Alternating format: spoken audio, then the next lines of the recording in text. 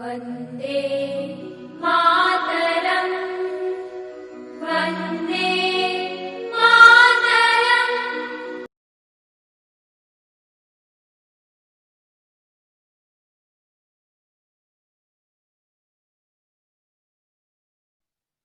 Hello friends, मैं अभी मौर्य आप लोगों का स्वागत करता हूं अपने इस YouTube फैमिली में। आज हम लोग अपने एनसीईआरटी की क्लास में जो हमारी एनसीईआरटी की क्लास कल चल रही थी उसको आज हम कंटिन्यू करने का प्रयास करेंगे, यानी उसी चैप्टर को आज हम लोग खत्म करेंगे। क्या करेंगे? आज हम उसी चैप्टर को अपने क्या करेंगे? खत्म करने का प्रयास करेंगे। तो कल हम लोगों ने बहुत ढेर सारी चर्चाएं यार की थी। इसी चैप्टर में हम लोगों ने ढेर सारी चर्चाएं की थी। तो उसके बाद से आज हम लोग अपने क्लास को कंटिन्यू करेंगे, ठीक है। तो उसके बाद हमारा जो आता है, उसके बाद हम लोग क्या पढ़ेंगे? उसके बाद हमारा आता है जल प्रपात क्या होता है। हम लोगों ने ज्वालामुखी वगैरह देख लिया, भूकंप वगैरह सारी चीजें देख ली, जो भी हमारा था, ठीक है। स्थल प्लेटें वगैरह हम लोगों ने देख ली थी कल। उसके बाद हमारा आता है जलप्रपात क्या होता है। जलप्रपात क्या होता है? तो इसमें हम लोग दो डिफिनीशन देखेंगे। मैंने दो डिफिनीशन इसमें भी लिखी, जैसे मैंने कल दो डिफिनीशन लिखी थी स्थल प्लेटों की, उसी तरीके मैं ये जो हमारा जलप्रपात होता है इसमें की भी मैंने दो डिफिनीशन लिखी। तो आपको जो भी कंफर्टेबल महसूस होता है आप उसको याद रख सकते हैं, ठीक है। आप उसको याद रख सकते हैं। तो इसमें पहली डिफिनीशन हमारी क्या है कि प्राकृतिक रूप से, यानी नेचुरली रूप से जब हमारी कोई नदी, जब हमारी कोई नदी यानी ऊपर से नीचे की तरफ गिरती है तो उसी को हम लोग क्या बोलते हैं? जलप्रपात के नाम से जानते हैं। क्या बोलते हैं? जब कोई भी नदी हमारी ऊंची ऊंचाई से, यानी जब हमारी कोई भी नदी प्राकृतिक रूप से किसी ऊंचाई से नीचे की ओर गिरती है तो उसी को हम लोग जलप्रपात बोलते हैं। इसमें हमारा दूसरी डिफिनीशन क्या है? दूसरी भी आप देखो, दूसरी क्या बोल रही है कि जब कोई भी नदी किसी खड़े ढाल वाले मैदान से क्या होती है? खड़े ढाल वाले मैदान से अत्यधिक कठोर शैल या खड़े ढाल वाले घाटी पर गिरती है, घाटी पर गिरती है तो उसे हम लोग जलप्रपात के नाम से जानते हैं, या वो जलप्रपात बनाती है। तो ये डिफिनीशन आप दोनों में से किसी एक को याद रख सकते हैं, ठीक है। फिलहाल है दोनों जलप्रपात की, ठीक है। इसमें हम लोग बात करेंगे, एक नोट डालो आप लोग, इसके बाद आप लोग एक नोट डालो। नोट हमारी क्या कह रही है? 1 रुपए की नोट आप डालो। नोट हमारी बोल रही है कि पूरे विश्व की बात हो रही है, पूरे विश्व में हजारों जलप्रपात हैं, कोई एक दो जलप्रपात नहीं है। तो हमारे पूरे विश्व में हजारों जलप्रपात हैं, जिसमें से मैं कुछ का नाम बताऊंगा। यहां पे कुछ का नाम बताऊंगा। कुछ क्या, मैं एक दो नाम बता रहा हूं यहां पे, जो एनसीईआरटी ने अपने बुक में क्या की है? मेंशन करके रखी है, उसी को हम लोग देखेंगे। दक्षिण अमेरिका की बात करूं, मैंने पहले ही बोला यार कि मैपिंग करना आप लोग स्टार्ट कर दो, ठीक है। जियोग्राफी पढ़ रहे हो, मैपिंग नहीं कर रहे हो, तो आप लोगों का जियोग्राफी पढ़ना व्यर्थ है। जियोग्राफी पढ़ना व्यर्थ है। तो मेरे भैया यार प्लीज आप लोगों से रिक्वेस्ट है, अगर जियोग्राफी पढ़ रहे हो तो मैपिंग करना स्टार्ट कर दो। यहां से मैपिंग की क्या होती है? शुरुआत होती है। क्लास 7 से ही आप लोग मैपिंग की शुरुआत धीरे धीरे कर सकते हो। धीरे धीरे हम लोग मैपिंग करेंगे, जिससे हमारा मैपिंग में भी अच्छी पकड़ बन जाएगी।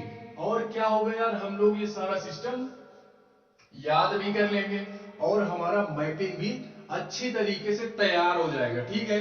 तो उसी प्रकार से हम लोग क्या करेंगे?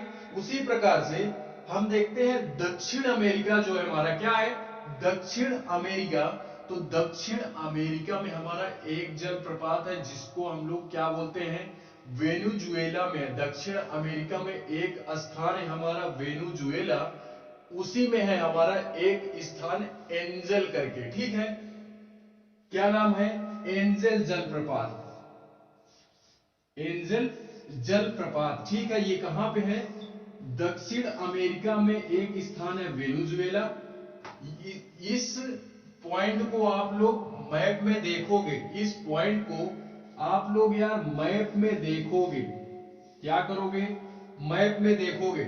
दक्षिण अमेरिका में क्या है, दक्षिण अमेरिका में है हमारा वेनेजुएला नामक एक स्थान है, उसी जगह पे हमारा क्या है यार, एक एंजल नामक जलप्रपात है, ठीक है। तो ये विश्व के कुछ हमारे जलप्रपात हैं। और हाँ, इसकी मेन खासियत ये है कि ये विश्व का सबसे क्या है, विश्व का सबसे ऊंचा जलप्रपात है। तो ये जीके में भी क्वेश्चन पूछ सकता है, ठीक है, ये जीके में भी क्वेश्चन पूछ सकता है। और जीके के साथ साथ जियोग्राफी में तो यार हम लोग पढ़ ही रहे हैं, तो इसको आप लोग याद रखोगे कि विश्व का सबसे ऊंचा जलप्रपात हमारा क्या है, दक्षिण अमेरिका में। दक्षिण अमेरिका में वेनेजुएला एक स्थान है, उसी वेनेजुएला में एक एंजल जलप्रपात हमारा है, तो इसको आप लोग याद रखेंगे। उसके बाद हमारा दूसरा क्या है, दूसरा है हमारा उत्तर अमेरिका में देखेंगे। ये हमारी हो गई दक्षिण अमेरिका की बात। उसी में हम लोग ये देखेंगे कि दक्षिण अमेरिका में एक कनाडा, क्या है, कनाडा, तथा संयुक्त राज्य अमेरिका में, संयुक्त राज्य अमेरिका की सीमा पर स्थित है एक क्या, नियाग्रा जलप्रपात, क्या है, नियाग्रा जलप्रपात। तो इन दोनों स्थानों को भी आप देखेंगे, इन दोनों स्थानों को आप लोग देखेंगे यार। मैप में आप लोग ढूंढते चलो इन स्थानों को, ठीक है। तो मैपिंग हमारी अच्छी, मैपिंग में भी हमारी अच्छी पकड़ बनती चली जाएगी, ठीक है यार। तो इतने सारे पॉइंट आप लोग जलप्रपात में याद रखोगे। उसके बाद हम लोग देखते हैं अगला पॉइंट, देखते हैं नदी हमारी क्या होती है। तो नदी आप लोग जानते हैं कि नदी हमारी होती क्या है, नदी आप लोग बखूबी जानते हैं कि नदी हमारी क्या होती है। तो उससे रिलेटेड मैं नदी नहीं बताऊंगा क्या होती है, फिलहाल उससे रिलेटेड एक दो पॉइंट हम लोग देखते हैं, तो हमारा सारा मटेरियल क्या हो जाएगा, क्लियर हो जाएगा इस चैप्टर से रिलेटेड, ठीक है।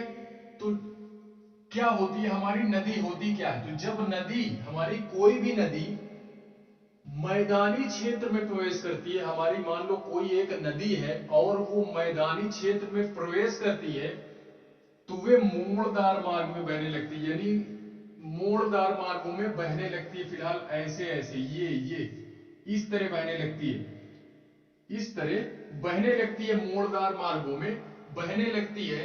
तो नदी के इन्हीं बड़े मोड़ों को, यानी जहां जहां पे ये मोड़ बड़ा हो जाता है, तो नदी के इन्हीं बड़े मोड़ों को हम लोग क्या बोलते हैं, विसर्प बोलते हैं। क्या बोलते हैं, विसर्प बोलते हैं। ये नाम आप लोग याद रखोगे, विसर्प बोलते हैं। किसको विसर्प बोलते हैं, ये नदी के जो बड़े मोड़ हैं, मोड़, ये विसर्प होते हैं, ये विसर्प होता है, ये हमारे विसर्प होते हैं। तो इनको हम लोग क्या बोलते हैं, विसर्प नाम दे देते हैं, ठीक है। तो ये हमारा विसर्प होता है। इसी में दूसरा पॉइंट है हमारा, दूसरा पॉइंट हमारा, जब बड़े मोड़ में हो जाता है तो इसको हम लोग विसर्प नाम देते हैं। और यही विसर्प क्या होते हैं, इसके बाद विसर्पों के किनारे लगातार, यानी हमारी कोई भी नदी है, ये यहाँ पे ऐसे ऐसे ऐसे ये दूर तक है, तो मान लो ये हमारी नदी है, तो इसमें है जब पानी, तो यहाँ पे लगातार अपर्दन की क्रिया उत्पन्न हो जाती है। क्या हो जाती है, अपर्दन की क्रिया उत्पन्न हो जाती है, यानी मिट्टी वगैरह कटने लगती है, मिट्टी वगैरह कटने लगती है इन कोनों से। ये अगर आप लोगों को दिख रहा हो तो इन कोनों से मिट्टी कटने लगती है, मिट्टी कटने लगती है यार, ठीक है। निक्षेपण होने लगता है, अपर्दन एवं निक्षेपण की क्रिया शुरू हो जाती है, जिससे जिससे हमारे ये विसर्प लूप क्या हो जाते हैं, जिससे कुछ दिनों बाद ये हमारे विसर्प लूप क्या हो जाते हैं, कट जाते हैं। ये कट जाते हैं, यानी एक अलग झील बना लेते हैं, कट करके एक अलग झील बना लेते हैं। ये अलग हो गया, इसका नदी का जो धारा थी वो अलग हो गई, ये अलग हो गई, ये अलग हो गया, ठीक है। ये निक्षेपण और अपर्दन के वजह से जो हमारे विसर्प लूप थे ये हमारे कट गए नदी से, उस नदी से कट गए, एक अलग झील बनाए। तो इसी अलग झील को हम लोग एक नाम देते हैं, इसको हम लोग चाप झील बोलते हैं। ये नाम भी आप लोग याद रखोगे कि चाप झील क्या होती है। तो चाप झील हम उसको बोलते हैं कि जो हमारे विसर्प लूप होते हैं लगातार उनमें अपर्दन और निक्षेपण की क्रिया शुरू हो जाती है, लगातार अपर्दन और निक्षेपण की क्रिया शुरू हो जाती है, जिससे एक समय हमारा ऐसा आता है कि जो हमारे विसर्प लूप होते हैं ये मेन नदी से कट करके एक अलग झील का निर्माण करते हैं, जिसको हम लोग चाप झील के नाम से जानते हैं। आप इसको याद रखोगे। मैं गारंटी के साथ बोल रहा हूं, कोई हमारा भैया है, वो अगर कोई भी व्यक्ति है ध्यान से पढ़ा होगा तो अच्छी बात है, अगर ध्यान से नहीं पढ़ा है, उसका अगर ऑप्शनल भी जियोग्राफी है ना, अगर वो अपना ऑप्शनल जियोग्राफी लिया है तो उससे भी अगर आप पूछोगे यार कि चाप झील क्या होती है, तो मुझे नहीं लग रहा कि वो बता पाएगा, ठीक है। मुझे नहीं लग रहा कि वो बता पाएगा। जो व्यक्ति हमारा ऑप्शनल लिया है वो भी इसमें डाउट कर सकता है, ठीक है। तो इसलिए यार आप लोग इसको याद रखेंगे, आप लोग याद रखेंगे कि हमारी चाप झील होती क्या है। तो यही है हमारी चाप झील, ठीक है। ये वर्ड याद रखोगे कि विसर्प क्या होते हैं, चाप झील क्या होती है, ठीक है। इसको आप लोग याद रखोगे। अपर्दन क्या होता है, निक्षेपण क्या होता है, ये आगे चल के जब हम स्टैंडर्ड बुक पढ़ेंगे ना तो वहां हेल्प करेगी। अब वहां पे डायरेक्टली बोल दिया अपर्दन निक्षेपण ये शब्द अगर यूज कर दिया, चाप झील शब्द यूज कर दिया, विसर्प शब्द यूज कर दिया, तो यार वहां पे मैं ये सारी चीजें बताने के लिए थोड़ी ना बैठूंगा। अभी हम लोग बेस कंप्लीट कर रहे हैं, तो इसलिए क्या करेंगे, इन सारी चीजों के बारे में हम लोग जान रहे हैं, ठीक है। बाकी वहां पे अगर हम सारी चीजें पढ़ेंगे, वर्ड अगर यूज हो गया तो मैं वहां पे सारी चीजें नहीं बताऊंगा, ठीक है। वहां पे मैं ये सारी नहीं बताऊंगा। इसलिए यार पढ़ रहे हो तो अच्छे से पढ़ना, क्योंकि दोबारा मैं बताऊंगा नहीं। इसके बाद हमारा तीसरा पॉइंट है। तीसरा पॉइंट हमारा क्या है कि समय के साथ साथ विसर्प लूप नदी से कट जाते हैं, जो कि अभी मैंने बोला, और एक अलग झील बनाते हैं, एक अलग झील का निर्माण करते हैं, जिसे हम लोग चाप झील के नाम से जानते हैं। ये अभी हम जान चुके हैं।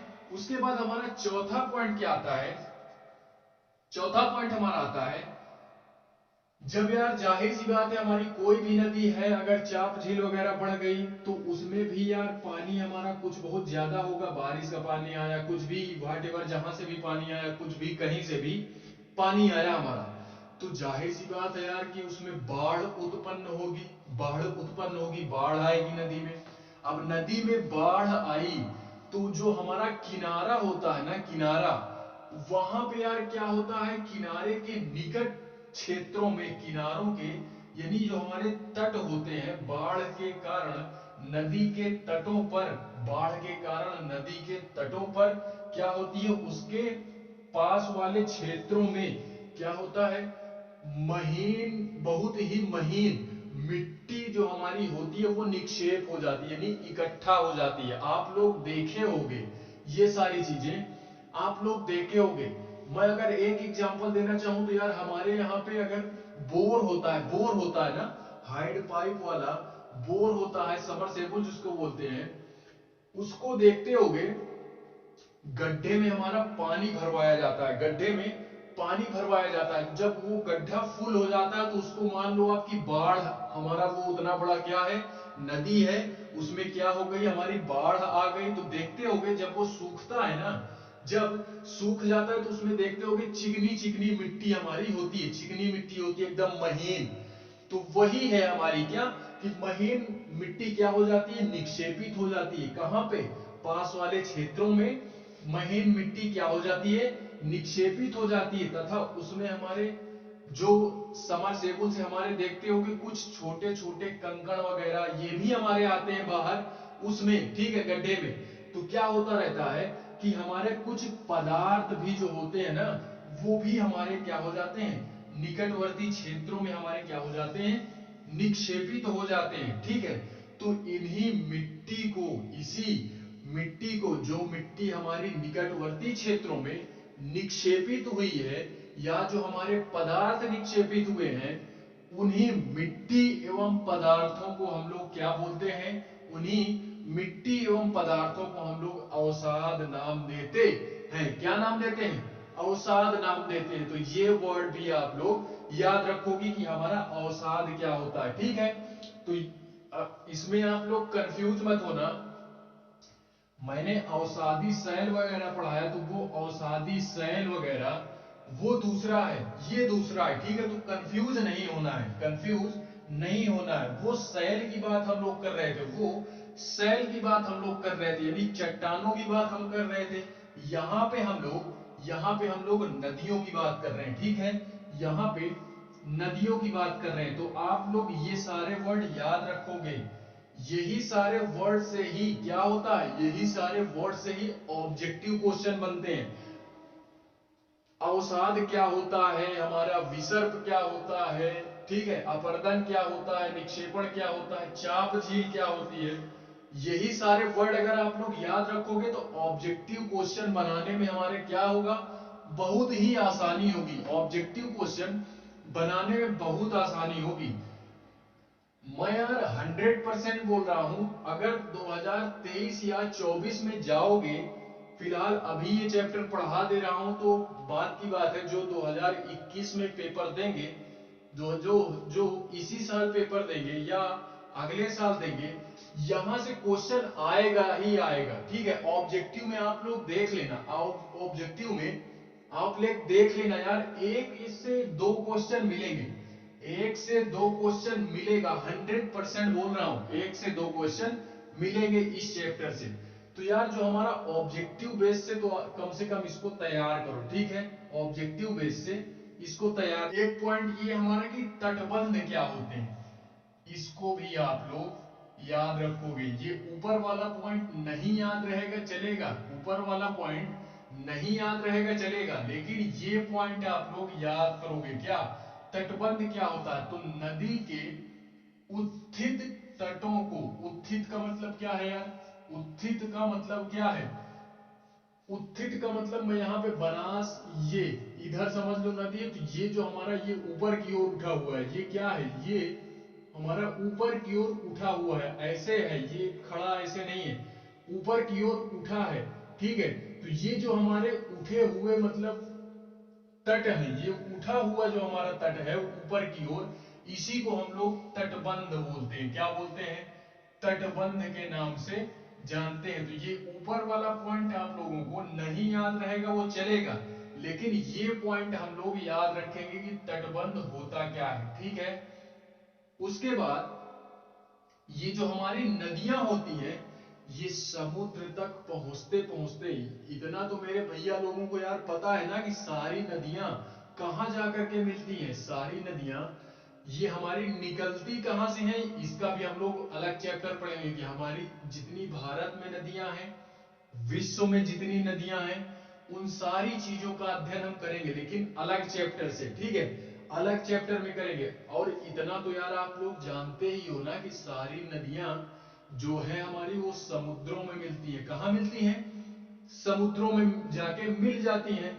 तो समुद्र तक पहुंचते पहुंचते वो नदियां क्या हो जाती हैं, उनका जो वेग होता है, यानी उनका जो वेग होता है वो बहुत धीमा हो जाता है, समुद्र तक पहुंचते पहुंचते बहुत धीमा हो जाता है। आप लोग खुद सोचो यार, आपको अगर मैं 10 किलोमीटर दौड़ने के लिए बोल दूं तो आप जहां से स्टार्ट करोगे वहां से तो आप तेजी में जाओगे, बाकी जहां जो हमारा एंड पॉइंट है वहां तक पहुंचते पहुंचते आप स्लो हो जाओगे। क्या हो जाओगे, स्लो हो जाओगे, ठीक है। तो उसी प्रकार जो हमारी नदियां हैं वो समुद्र तक पहुंचते पहुंचते स्लो हो जाती हैं। तो स्लो हो जाती तो अनेक धाराओं का निर्माण कर देती है, यानी वहां तक पहुंचते पहुंचते अनेक धाराओं में बट जाती है, एक धारा हमारी नहीं रह जाती, ठीक है, अनेक धाराओं में बट जाती है। तो इन्हीं धाराओं को हम लोग वितरिका बोलते हैं। इसको भी आप लोग इस शब्द को भी पकड़ोगे कि हमारी वितरिका क्या होती है। वितरिका, वितरिका, वितरिका, ये बोलते हैं वितरिका। ये जब अनेक धाराओं में विभाजित हो जाती है नदी समुद्र तक पहुंचते पहुंचते, तो इसको हम लोग वितरिका बोलते हैं। वितरिका हमारी क्या होती है, तो आप लोग यार जान गए होंगे कि वितरिका हमारी क्या होती है, तो उसको भी आप लोग याद रखोगे, ठीक है। उसके बाद हमारा अगला पॉइंट है कि ये जो हमारी नदी होती है ये इतना धीरे हो जाती है, इतना धीरे हो जाती है, समुद्र तक पहुंचते पहुंचते अपने साथ जो मलबा वगैरह ले जाती है ना घसीट करके, जो भी हमारे अन्य पदार्थ हैं या जो अवसाद हैं या जो मलबा है, वो वहां तक पहुंचते पहुंचते क्या हो जाता है, निक्षेपित होने लगता है। क्या होने लगता है, निक्षेपित होने लगता है। यानी वहां तक पहुंचते पहुंचते क्या हो जाता है, निक्षेपित मतलब इकट्ठा होने लगता है, एकदम एंड पॉइंट तक पहुंचते पहुंचते निक्षेपित होने लगता है। क्या क्या निक्षेपित होने लगता है, जो मलबा नदी हमारी लेकर के जाती है, मलबा, मलबा आई होप आप लोग समझ रहे होंगे, ठीक है। तो ये मलबा क्या करती है, निक्षेपित करती है। तो क्या होता है यार, मलबा निक्षेपित करती है। उसके बाद ये पॉइंट भी अगर नहीं याद रहेगा तो चलेगा, फिलहाल में मैंने ऐसे ही जोड़ दिया है, नहीं याद रहेगा चलेगा, ठीक है। उसके बाद ये हमारा जो प्रत्येक वितरिका जो हमारी होती है, जो हमारी ये वितरिका होती है, ये वितरिका क्या होती है, ये वितरिका पहुंचते पहुंचते क्या होती है, जो हमारी धाराएं होती हैं वो वितरिकाओं का निर्माण करती हैं समुद्र तक पहुंचते पहुंचते, और यही वितरिका अपने अपने अलग अलग मुहाने बनाती है। यानी यही वितरिकाएं अलग अलग मुहाने बना करके, मुहाने का मतलब समुद्र में जब गिरेंगी तो जो धाराएं हैं समुद्र में जब गिरेंगी तो वो अपना अपना रास्ता बना करके गिरती हैं, एक नदी में नहीं मिलती है। मतलब जो हमारी एक नदी होती है वो अनेक धाराओं में बढ़ जाती है समुद्र तक पहुंचते पहुंचते, तो वो जो अनेक धाराएं होती हैं, जो वितरिका होती है, वो अपने अपने मुहानों का निर्माण करती हैं। यानी अपने अपने मुहानों का निर्माण करती हैं, ठीक है। तो अपने अपने मुहानों का निर्माण करती हैं कौन, वो नदियां। और सभी मुहानों के जो हमारे मुहाने हैं, सभी नदियों के जो मुहाने हैं, सभी नदियों के जो मुहाने हैं उसमें यार अवसाद होंगे। जब हमारी नदी जाएगी तो उसमें जाहिर सी बात है यार कुछ बहुत छोटे मोटे कण होंगे, कुछ बहुत छोटे मोटे हमारी क्या होंगे, मिट्टी के कण होंगे, कुछ बहुत इसी तरह के कण होंगे, मलबा वगैरह होगा, ठीक है, अवसाद होंगे, छोटे छोटे पदार्थ होंगे, ठीक है। तो उन्हीं सारी चीजों से हमारा अवसाद बनता है, अभी मैंने बताया। और यही अवसाद सभी मुहाने अवसादों के संग्रहण से, यानी हमारा एक दो अवसाद नहीं होते हैं, बहुत ढेर सारा अवसाद क्या हो जाता है, बहुत ढेर सारा अवसाद हमारा वहां पे इकट्ठा हो जाता है, तो उसी से हमारा डेल्टा का निर्माण होता है। ये शब्द भी आप लोग पकड़ोगे, ये शब्द भी पकड़ोगे कि डेल्टा, हमारा डेल्टा का निर्माण कैसे होता है। तो हमारी जो नदियां हैं उनमें हमारा जो अवसाद है उन्हीं के संग्रहण से, अवसादों के संग्रहण से, जब ढेर सारा अवसाद इकट्ठा हो जाता है किसी भी मुहाने पर तो डेल्टा का निर्माण होता है। किसका निर्माण होता है, डेल्टा का निर्माण होता है। तो नदी से रिलेटेड, नदियों से रिलेटेड आप लोग ये 8-10 पॉइंट याद रखोगे, नदियों से रिलेटेड, ठीक है। फिलहाल में इसमें की अगर मैं बात करूं तो 3 पॉइंट आप लोग मेन याद कर सकते हो कि ये डेल्टा क्या होता है, इसको याद कर लेना, तटबंध क्या होता है इसको याद कर लेना, ठीक है। उसके बाद ये मलबा क्या होता है इसको भी आप लोग याद रख लेना, और वितरिका याद रख लेना, वितरिका। तो ये 3 पॉइंट आप लोग इसमें याद कर लेना और छोड़ देना फिलहाल में, और उतना इंपॉर्टेंट है नहीं, फिलहाल मैंने समझाने के लिए 2-3 पॉइंट इसमें और जोड़ दिए थे, ठीक है। तो आप लोग यार इतनी सारी चीजें नदी से रिलेटेड याद रखोगे, उसको हम लोग जानते हैं, यानी इसको आप लोग बोल सकते हो समुद्री तरंगे, ठीक है। समुद्री तरंगों के कार्य, समुद्र में जो तरंगे आती हैं उसके हमारे कार्य क्या होते हैं, ठीक है। समुद्र में जो तरंगे आती हैं उसके कार्य हम लोग देखते हैं, ठीक है। इसके भी हम लोग 2-3 पॉइंट देखेंगे, इसके भी 2-3 पॉइंट देखेंगे। समुद्री तरंगे लगातार सैलों से टकराती हैं। सैल क्या होते हैं ये मैंने अगले चैप्टर में पढ़ाया है, सैल हमारी क्या होती है, ठीक है। अब आप लोग यार सारी चीजें रिवीजन करना स्टार्ट कर दो, नहीं तो समझ में नहीं आएगा। जैसे जैसे हम लोग आगे बढ़ते जाएंगे तो सारी चीजें आएंगी नहीं जब तक पढ़ोगे नहीं, ठीक है। आने वाली नहीं है, क्योंकि शब्द देखो यूज होने लगे हैं, पिछले वाले शब्द यूज होने लगे हैं। तो हमारी जो समुद्री तरंगे होती हैं वो लगातार सैलों से टकराती हैं, सैलों से टकराती हैं, ठीक है। जिससे हमारा, जिससे क्या होता है यार, सैलों से टकराने के बाद उसमें क्या होती है, दरार उत्पन्न होती है। किसमें, सैलों में। समुद्रें जो हमारी तरंगे होती हैं वो आपस में सैलों से टकराती है। किससे टकराती है, सैलों से टकराती हैं। समुद्र के किनारे आप लोग देखे होंगे कि हमारे बड़े बड़े शैल होते हैं, शैल चट्टाने जो होती है, ठीक है। मूवी वगैरह देखे होंगे तो उसमें देखे होंगे यार, मुझे जहां तक लग रहा है तो शैलें जो हमारी होती हैं, शैलों में हमारा देखते होंगे लहर आती है तो टक्कर मारती है, ठीक है। तो इसी तरह समय जैसे जैसे बीतता जाता है, मैं 1-2 दिन की बात नहीं बोल रहा हूं, ये हमारा मान लो 5 साल, 10 साल, 20 साल, 50 साल, 100 साल ऐसे होता है। धीरे धीरे ये शैल हमारे क्या होते हैं, इनमें दरार उत्पन्न होती है। क्या होती है, तरंगों के टकराने से इसमें दरार उत्पन्न होती है। क्या होती है, दरार उत्पन्न होती है। और एक समय हमारा ऐसा आता है कि ये दरारें क्या होती जाती हैं, बहुत चौड़ी होती जाती हैं और बड़ी होती जाती हैं। क्या होती हैं, यही दरारें बड़ी होती जाती हैं और चौड़ी होती जाती हैं, ठीक है।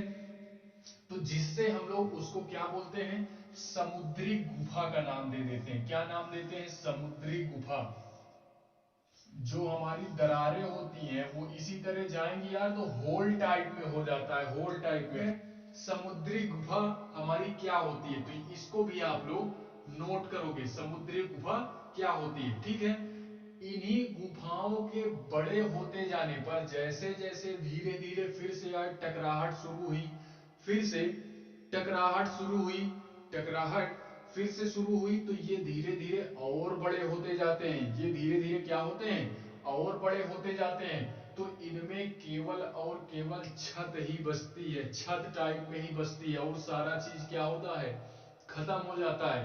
केवल छत ही बचती है। तो इसको हम लोग क्या बोलते हैं, इसको हम लोग तटीय मेहराब बोलते हैं। क्या बोलते हैं, जब केवल छत बचता है शहरों में तो उसी को हम लोग समुद्र, ये सॉरी, तटीय मेहराब बोलते हैं, सी आर्कीज बोलते हैं, यानी तटीय मेहराब बोलते हैं। इसका भी चित्र आ रहा होगा, आप लोग देख सकते हो, ठीक है, कि ये क्या होता है। उसके बाद हमारा क्या होता है कि इसी लगातार अपर्दन के कारण एक समय हमारा ऐसा भी आता है कि हमारा छत भी नहीं रहता। एक समय ऐसा भी आता है कि हमारा छत भी नहीं रह जाता। इसमें केवल और केवल क्या होते हैं, पिलर टाइप में बसते हैं। क्या बसते हैं, खंभे टाइप में ही केवल बसते हैं। तो इसको हम लोग यार क्या बोलते हैं, इन्हीं दीवारों को हम लोग क्या बोलते हैं, स्टैग नाम देते हैं। क्या बोलते हैं, स्टैग बोलते हैं। इसका भी चित्र बगल में आ रहा होगा, आप इसको भी देख सकते हो कि स्टैग किस तरह का होता है, ठीक है। स्टैग किस तरह का होता है, आप लोग इसको भी देखते, सारी चीजें देखते चलोगे ना तो वो सारी चीजें आती जाएंगी। बाकी अगर मैं केवल बताते जाऊंगा तो वो सारी चीजें नहीं आएंगी, ठीक है। उसके बाद समुद्री जल के ऊपर लगभग ऊर्ध्वाधर उठे शैलीय तटों को, ऊर्ध्वाधर उठे, यही जो हमारे स्टैग होते हैं, यही जो हमारे स्टैग होते हैं पिलर टाइप में, इसी को हम लोग ये ऊर्ध्वाधर टाइप में यानी खड़े रूप में होते हैं, जैसे हमारा खंभा नहीं होता है ऐसे केवल बसता है। तो इसी को हम लोग क्या बोल देते हैं, समुद्री भृगु बोलते हैं। क्या बोलते हैं, तटों को, इन्हीं के तटों को क्या बोलते हैं, समुद्री भृगु बोलते हैं। क्या बोलते हैं, समुद्री भृगु। ये वर्ड भी आप लोग याद रखोगे। इसको हम लोग सी क्लिफ बोलते हैं, इंग्लिश में सी क्लिफ बोलते हैं, समुद्री भृगु बोलते हैं। इसका भी चित्र आप लोग देख सकते हो कि समुद्री भृगु क्या होता है। ठीक है, उसके बाद हमारा लास्ट पॉइंट आता है कि जो हमारी समुद्री तरंगे हैं वो अपने अपने किनारे पर क्या करती हैं, अवसाद जमा करती हैं। अवसाद क्या होता है ये अभी हम लोगों ने पढ़ा। तो यही क्या होता है, अवसाद जमा करती हैं जिससे समुद्री पुलीन का निर्माण होता है। क्या होता है, समुद्री पुलीन का निर्माण होता है। तो समुद्र से रिलेटेड, समुद्र की तरंगों से रिलेटेड ये दो तीन पॉइंट आप लोग याद रखोगे। यार देख लो समुद्र की तरंगों से कितने कार्य हो रहे हैं हमारे। जो हमारी तरंगे होती है ये सैलों में टकराती है, पहला पॉइंट। समुद्री तरंगे जो है हमारी ये सैलों से टकराती हैं, जिससे हमारा क्या होता है यार, धीरे धीरे ये क्या होती है, समुद्री सैलों से टकराती है जिससे हमारा दरार उत्पन्न होती है। धीरे धीरे ये दरार बढ़ती जाती है और चौड़ी होती जाती है, जिसको हम लोग क्या बोलते हैं यार, जिसको हम लोग समुद्री गुफा नाम देते हैं। जिसको हम लोग समुद्री गुफा नाम देते हैं। और यही तरंग, यही समुद्री गुफाएं जब और बड़ी हो जाती हैं, इनमें केवल छत ही बसता है तो उसको हम लोग तटीय मेहराब बोलते हैं।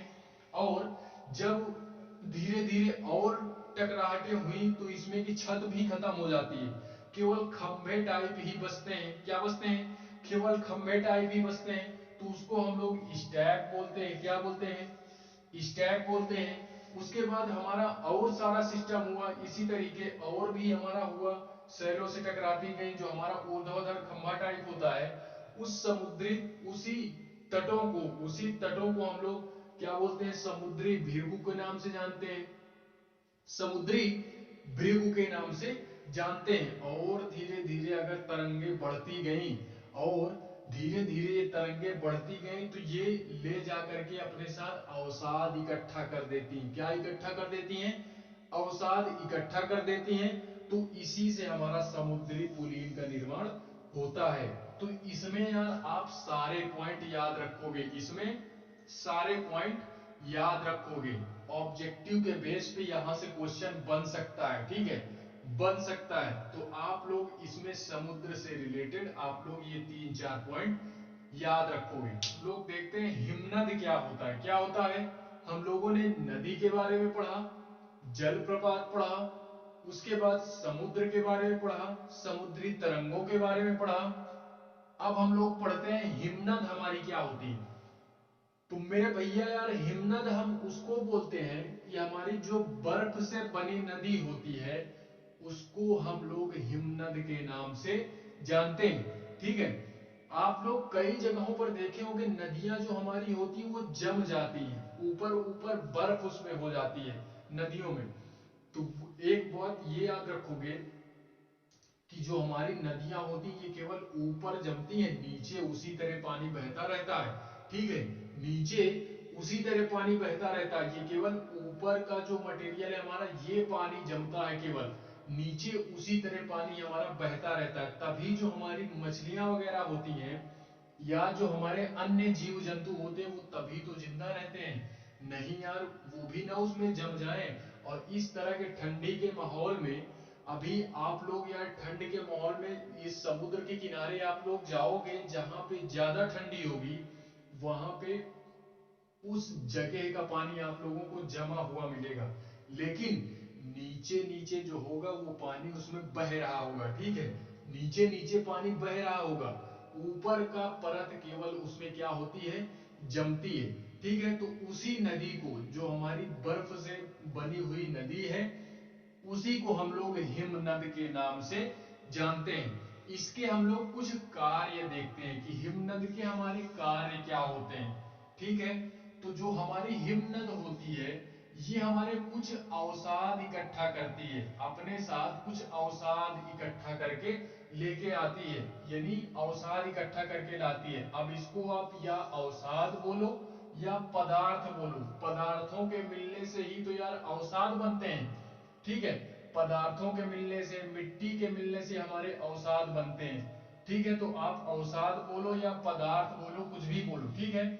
तो हमारे जो अवसाद क्या होते हैं, बड़े सेल जैसे हो गए, फॉर एग्जांपल बड़े बड़े हमारे सेल, रेत हो गई हमारी, तलछट हो गया। ये यार थोड़ा सा पता नहीं कैसा ट्रांसलेशन किया है, ये थोड़ा सा टफ लग रहा है, ये मुझे नहीं आ रहा, ठीक है। इसको मैं समझ नहीं पा रहा हूं कि ये हमारा तलछट क्या होता है, ठीक है। तो फिलहाल में आप लोग इसको भी याद रखोगे, बाकी आप लोग नेट में सर्च कर लेना यार, सारी चीजें मुझ पर ही मत छोड़ो, थोड़ा बहुत आप लोग भी क्या करो, सारी चीजें देखो, ठीक है। तो तलछट हमारा क्या होता है, इसको आप पे छोड़ता हूं, आप लोग इसको देखना। एंड यार मुझे भी नहीं आ रहा, आप लोग कमेंट करके आप लोग मुझे भी बता सकते हो कि यार तलछट हमारा होता क्या है। तो प्लीज कमेंट जरूर करें, कमेंट में बताना यार कि तलछट हमारा क्या होता है, ठीक है। तो ये यार मिट्टी निक्षेपित करती है, तो यार ये हमारा कार्य हो गया, क्या हो गया, हिमनद के हमारे कार्य हो गए कि जो हमारी हिमनद होती है, हिमनद के द्वारा लाए गए पदार्थ जैसे बड़े बड़े सेल, रेत, तलछट, ये क्या करते हैं, मिट्टी को निक्षेपित करते हैं, यानी इकट्ठा करते हैं। क्या करते हैं, मिट्टी को इकट्ठा करते हैं। यही हमारा हिमनद का कार्य होता है। क्या होता है, हिमनद का कार्य होता है। इसमें दूसरा पॉइंट है हमारा, ये जो मिट्टी के निक्षेप होते हैं ना, ये जो मिट्टी के निक्षेप होते हैं, ये हिमोड़ का निर्माण करते हैं। जो मिट्टी के हमारे निक्षेप होते हैं, ये हिमोड़ का निर्माण करते हैं। किसका निर्माण करते हैं, हिमोड़ का निर्माण करते हैं। तो ये वर्ड भी याद रखोगे कि ये जो हमारा होता है, ये शब्द आप लोग पकड़ोगे, हिमोड़ क्या होता है, हिमोड़ क्या होता है। तो आप लोग ये मिट्टी के निक्षेपों से हमारा हिमोड़ बनता है। क्या बनता है, हिमोड़, जिसको इंग्लिश में ग्लेशियल मोरैनिटीज बोलते हैं। क्या बोलते हैं, ग्लेशियल मोरैनीज बोलते हैं। तो आप लोग उसको भी याद रखोगे। उसके बाद हम लोग देखते हैं हमारी पवन क्या होती है, ठीक है। तो यार पवन क्या होती है, ये हम लोगों ने फर्स्ट चैप्टर में पढ़ा था, ठीक है, फर्स्ट चैप्टर में पढ़ा था। उसके बाद हम लोग यार पवन के बारे में तो जान गए, कुछ बहुत इसके कार्य देखते हैं फिलहाल में। इसके आगे का जो चैप्टर है हमारा चैप्टर 4, उसमें हम लोग पूरा चैप्टर वो हमारा इसी पे ही बेस है कि ये जो हमारी वायु है, ये क्या है, वायुमंडल की परत क्या होती है, कितनी परतें होती है, कौन सी परत कितने दूर तक फैली हुई है।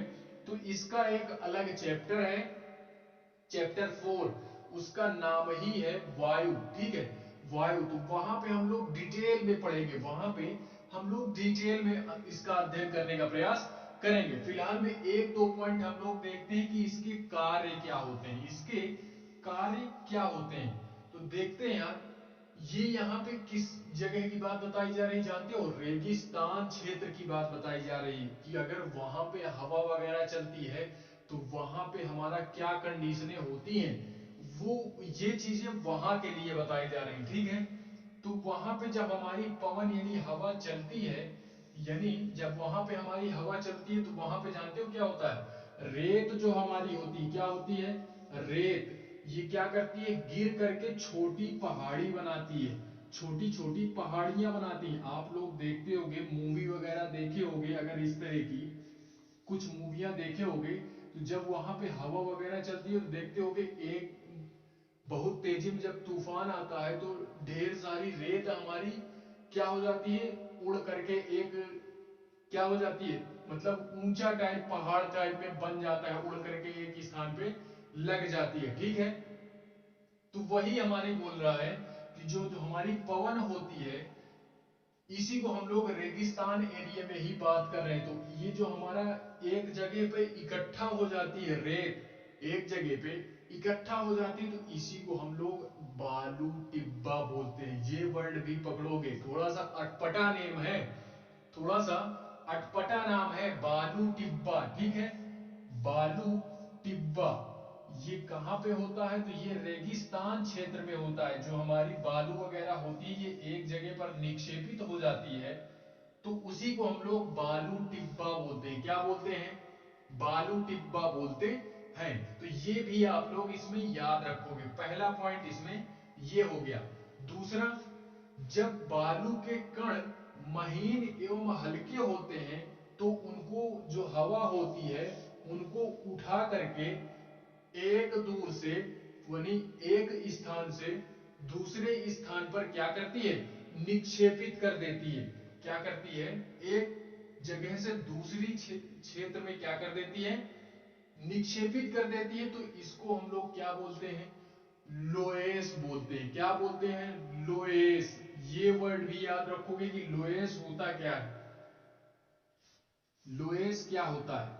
आप लोगों से मैं ये गारंटी के साथ बोल रहा हूं, कोई भी व्यक्ति हो यूपीएससी की जो प्रिपरेशन कर रहा हो, आप उससे एक बार अगर आपको लग रहा है ना कि पूछना चाहिए, तो एक बार यार पूछना। मैं गारंटेड बोल रहा हूं, वो नहीं बता पाएगा, वो नहीं बता पाएगा।